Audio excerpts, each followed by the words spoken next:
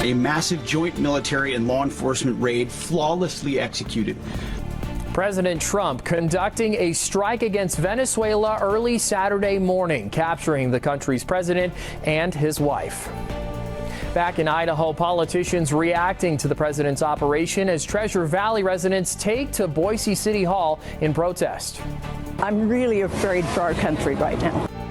And in West Boise, another protest, this time against a men's affordable housing project. It's really not an open program. Neighborhood reporter Ali Tripke has the details on why the proposal is concerning citizens. Idaho News 6 at 10 starts right now. Connecting neighborhoods across the Treasure and Magic Valleys, telling stories from within our communities. This is Idaho News 6. Good evening and thanks for joining us here on Idaho News 6. I'm Isaiah Sharp. We begin tonight with a major development out of Washington, D.C. President Trump announcing today that the U.S. launched a strike on Venezuela, capturing President Nicolas Maduro in the process. Maduro is now on U.S. soil, facing numerous charges in connection to a conspiracy, accusing him of flooding the U.S. with cocaine. Here's the latest details. Venezuelan President Nicolas Maduro and his wife are now in New York after being captured by U.S. forces. Landing earlier today at Stewart Airport in Orange County, New York, escorted off the plane by more than a dozen federal agents. In New York, NYPD blocking off streets as a heavy security motorcade carrying Maduro made its way to the Manhattan Detention Center where he will be processed. President Trump announcing his capture early this morning, posting this picture showing the Venezuelan leader in U.S. custody. According to two sources, the military operation was carried out by the Army's Delta Force after the CIA identified the leader's precise location. In total, more than 150 aircraft, bombers, fighters, intelligence, reconnaissance, surveillance, rotary wing were in the air last night. The president now saying the U.S. will run Venezuela until there can be a transition of power, and also says he has not ruled out boots on the ground. Are you saying that Secretary Hegseth and Rubio are going to be running Venezuela, and will you be sending in U.S. military troops to provide? Team that's working with the people of Venezuela to make sure that we have Venezuela right.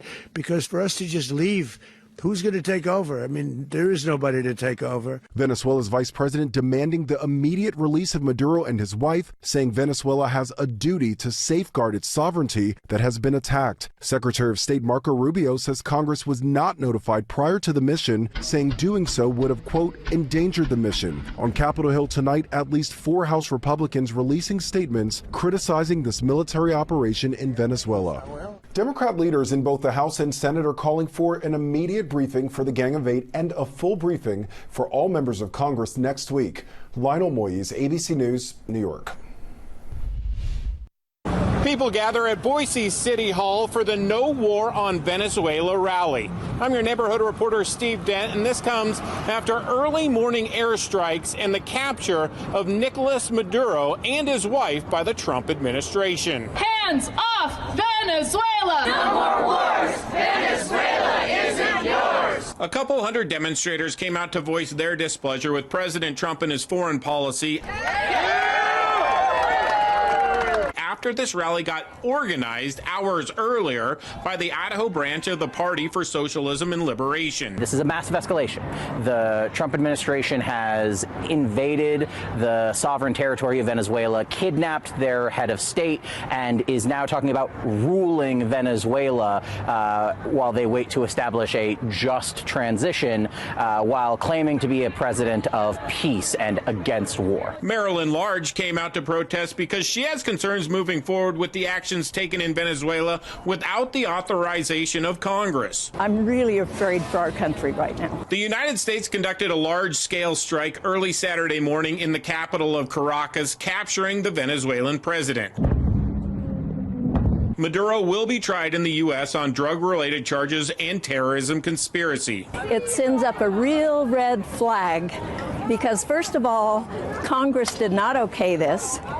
Maduro's a bad guy. We all know that. But this isn't the way you do it. The organizers of the No War in Venezuela rally point to recent polling that found a majority of Americans opposed taking action in Venezuela. We're seeing neither major political party really make any kind of motion that would abide by that popular will. President Trump says U.S. oil companies will also have a presence in Venezuela to, quote, fix the broken infrastructure. I'm your neighborhood reporter, Steve Dent, for Idaho News 6.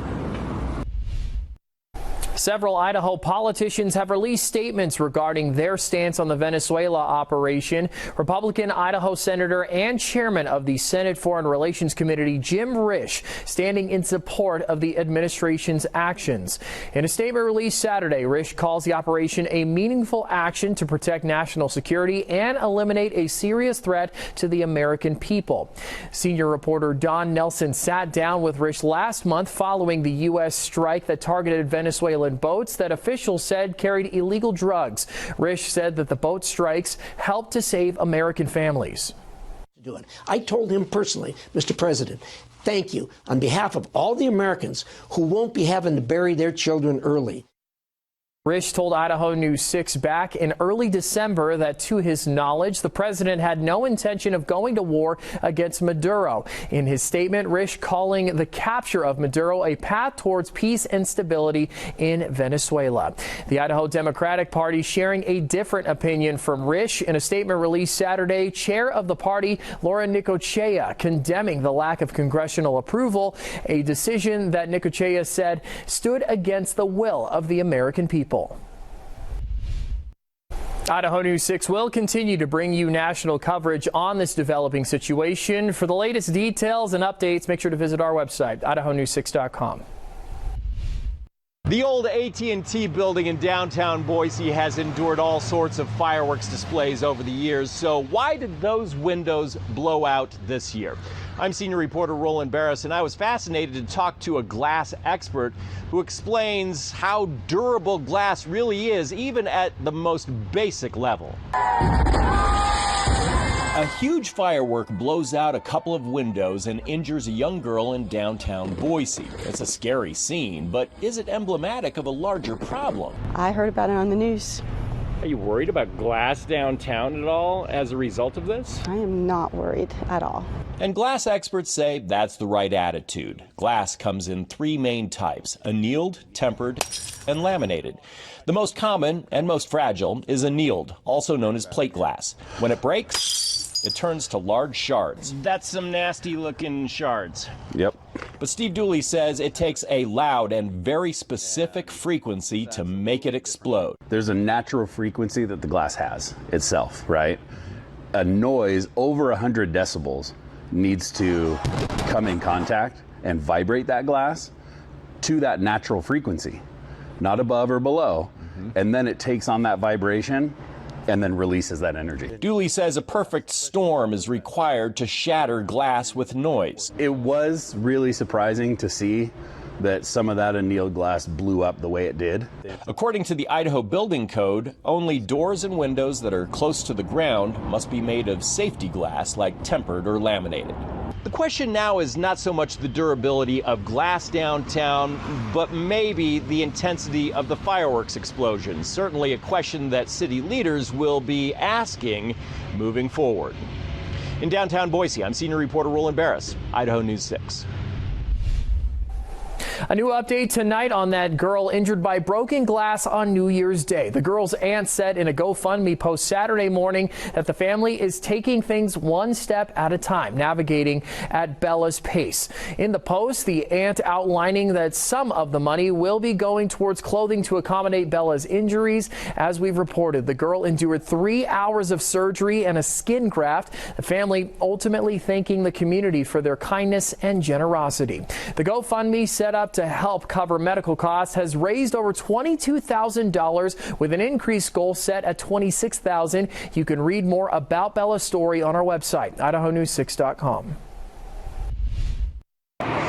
Saturday, some West Boise neighbors gathered in protest, opposing some of the details in a local church's proposal to build affordable housing, aiming to keep men facing homelessness off the streets. I'm neighborhood reporter Ali Tripke, learning more about the neighbors' concerns ahead of a public meeting with the city.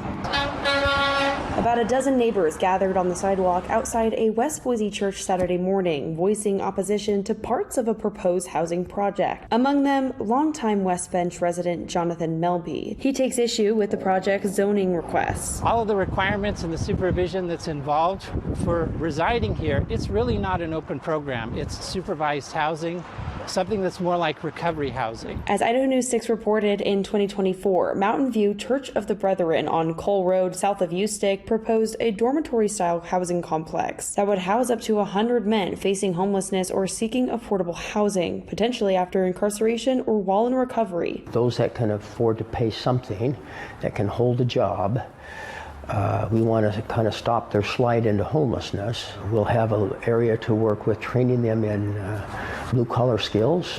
And that's a noble mission and a mission that needs to be supported.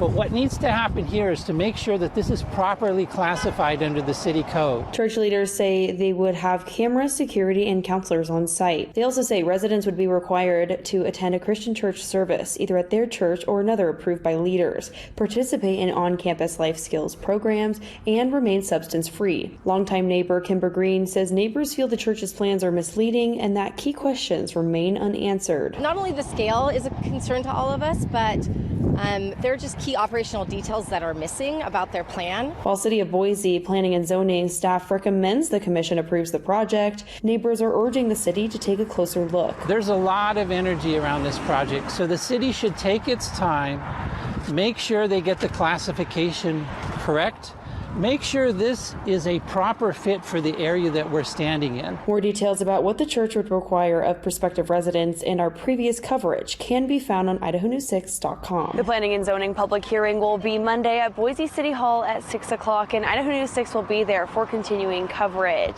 In West Boise, I'm neighborhood reporter Ali Tripke for Idaho News 6.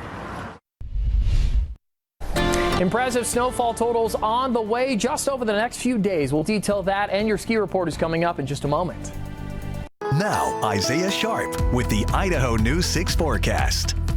Good evening to you, Idaho. Hope you had a nice start to your weekend. It was beautiful skies, nice temperatures on top of that too. Warmer than what we usually see in the month of January, averaging about 32 degrees is the normal. We saw 50s, even close to 60 degrees today for some parts of Idaho. Current temperatures sitting into those upper 40s, still pretty impressive this late at night. Light winds passing on through, that humidity pretty high because of a very impressive system that passed on through just a little bit ago. Still passing over the Gem State, and a little bit of rain over the top of Twin Falls. The Canyon Cam right now sitting at about 44 degrees and decent humidity on top of that too. We had that system that came on through kind of slamming into Boise and over the top of the mountain ranges. It has now made its way into eastern Idaho, as you can see, just passing over Ketchum a few moments ago, and a couple of lightning strikes. It's a little bit of foreshadowing. I'm going to show you something in just a few moments. Hang on. Let's talk about the temperature before we get to that. 59 degrees. That is a record for January 3rd. Pretty impressive temperatures, almost breaking 60 degrees. 50s almost in most regions, 40s a couple into those mountain ranges.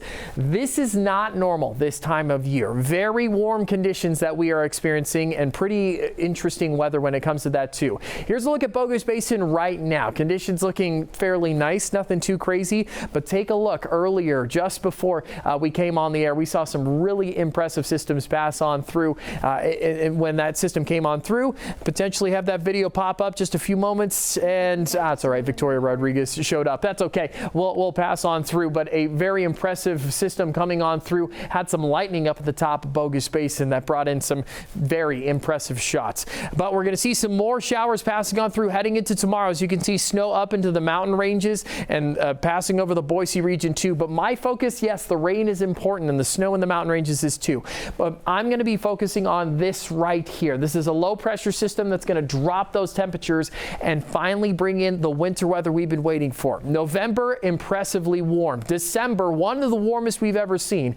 And kicking off 2026, January has been pretty warm with these 50s on the way. But cooler temperatures are going to move on in. And yes, showers are going to be a part of that forecast as well. Potentials of some rain snow mixes over the top of Boise. Take a look at that as the blue is just starting to creep on over the Boise area.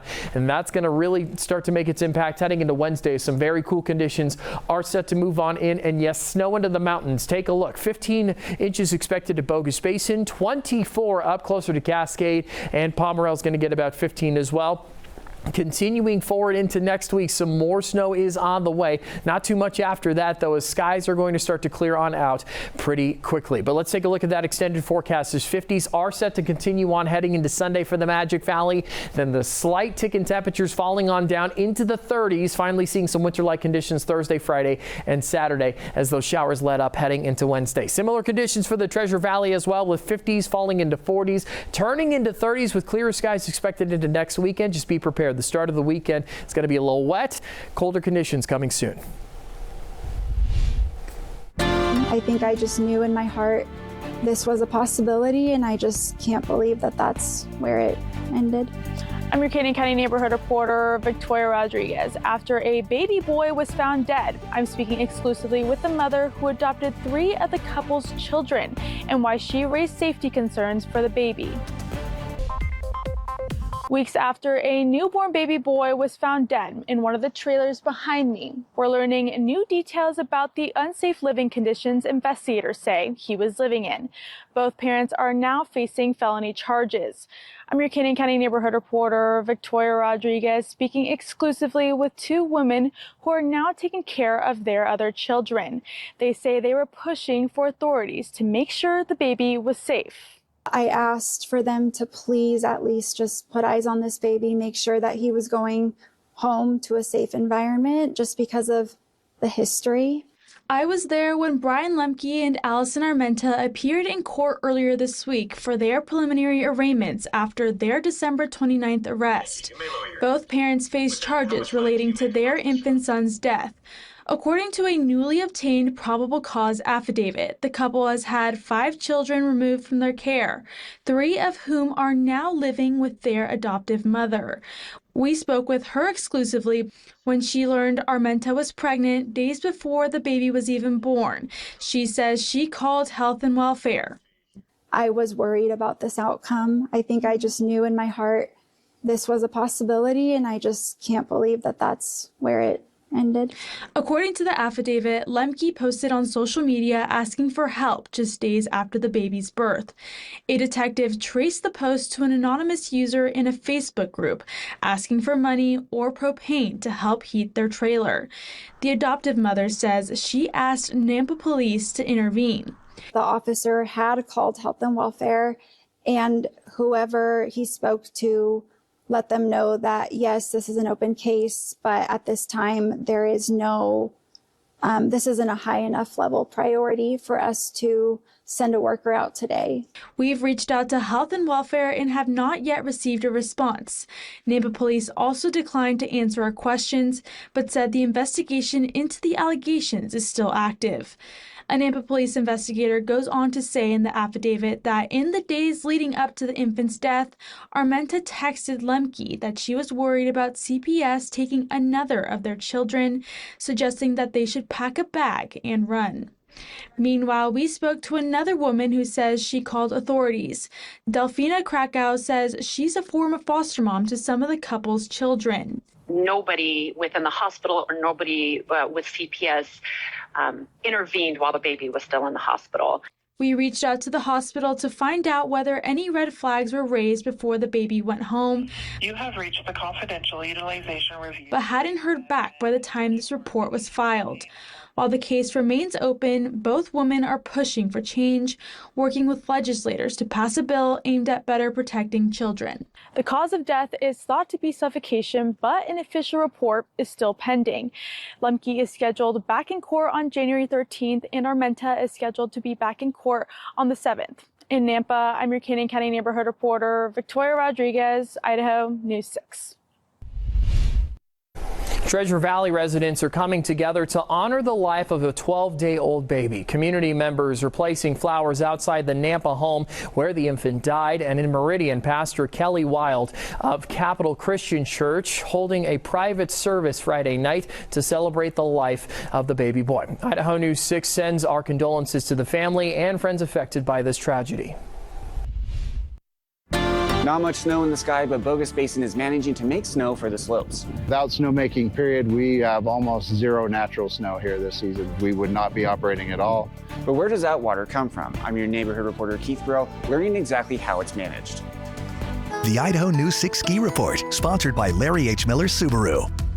A quick update on your ski report. These numbers are set to shift over the next few days, so just be prepared for that. Nothing new up at Bogus Basin, but they still got 6 of their lifts open and 6 trails on top of that too. Hopefully more after the next few days. 4 new inches up at Tamarack as they've got 3 of their lifts open and 24 runs, looking pretty good this season. Brundage looking great too with 4 new inches over the last 48 hours. Sun Valley with 1 new inch over the last 24 and 10 of their lifts open. One of the biggest openings for Idaho when it comes to mountain ranges. All lifts and trails open at Pomerel with 2 new inches over the last 2 days. Still waiting for numbers and projections when it comes to Magic Mountain. A nice bit of snow over at Gateway Park Ski and Tubing Hill, about 10 feet that is. January 8th, the opening day for Soldier Mountain. Excited to see that. They're hopefully going to get some snow over the next few days as well.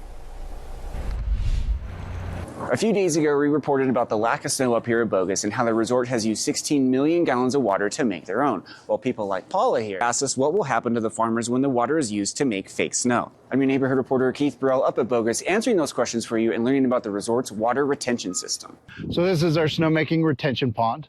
And we store water in this pond to make snow in the winter. Bogus Basin's Director of Mountain Operations, Nate Shake, says the pond regenerates during spring runoff and holds almost 14 million gallons of water. So this is the spillway.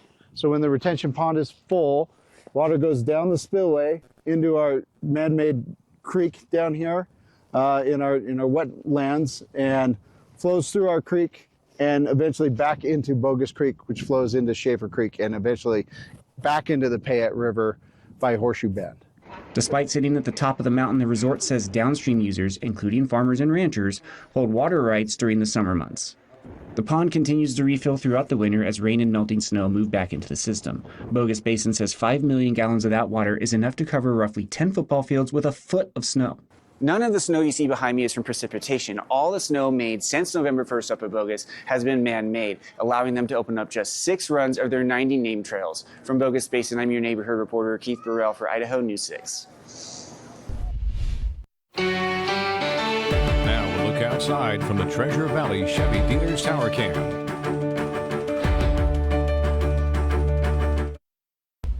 All right, a final look at your forecast as we got some more showers on the way over the next couple of days and temperatures taking a tumble, going from 50s to 40s into the 30s by next Thursday. But that's when the skies are going to start to clear on out as winter-like conditions finally arriving at the tail end of the week. Similar conditions for the Treasure Valley region. 50s go to 40s, falling into 30s after the showers quit on the middle of the part of the week. Heading into the weekend, cooler temperatures on the way. Thanks for joining us here on Idaho News 6. Have a great night.